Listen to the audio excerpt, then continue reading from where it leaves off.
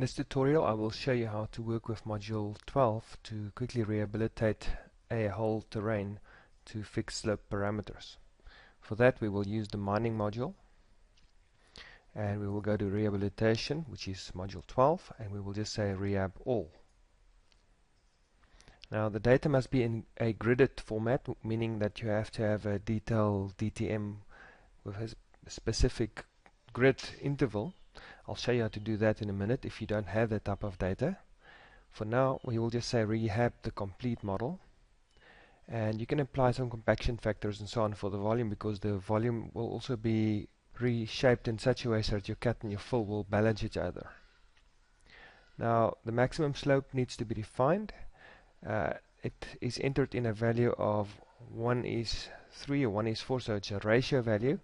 I want a 18% slope, so the ratio is 1:5.56, and I can also define specific areas other than the normal slope. Then I just have three settings that will just speed things up. I'm going to use a third option just to have quite a quick processing being done. It's still a lot of data, so it's going to take a while, and all I need to do is press OK. And now the process will start, and all the points will be inspected, and the whole model will be reshaped.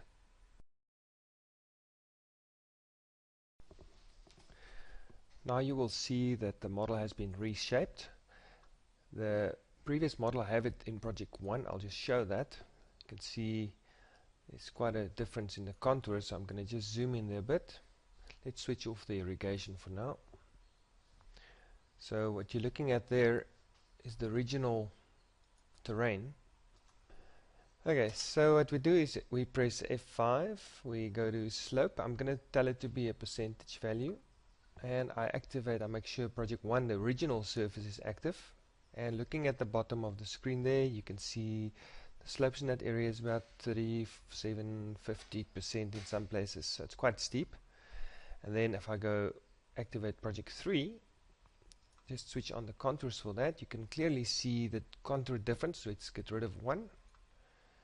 Now the slope is close to 18%, not perfect on 18%, but close enough so I can just play with my parameters a little bit, make sure that I get to my 18% maximum slope. Right, another check for us is if we go to analysis. Let's just zoom extents.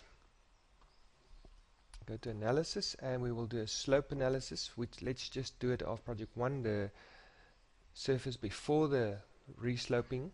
If I go to slope there, I'm going to do a range slope, and it just looks at all the triangles and adds them into categories. So it shows up as 0 to 5% will be 56% of the model, and so forth.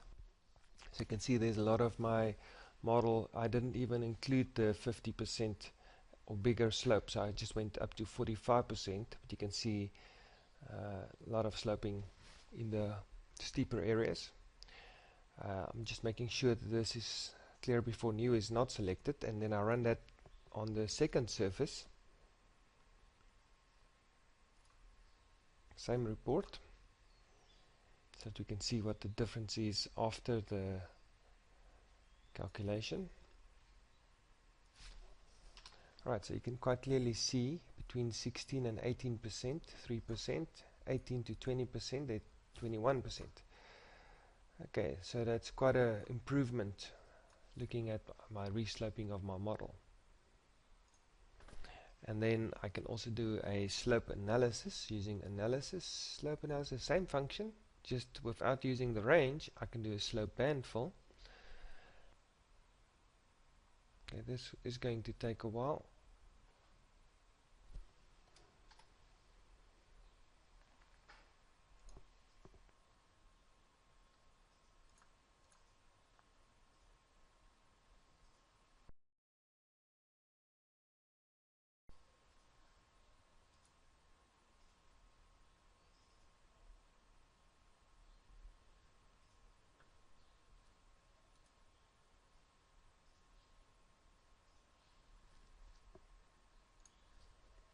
Right, so looking at that, I can clearly see that my sloping is pretty good.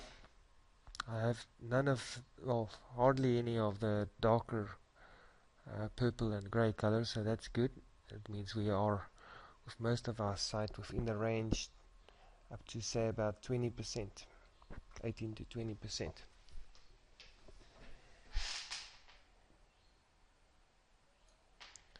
Right, so if you didn't have a nicely gridded survey, but what I mean by that is if you switch on your DTM and you look at all your DTM points, they are nicely gridded in this format. If you do not have that, you can use the 3D functions.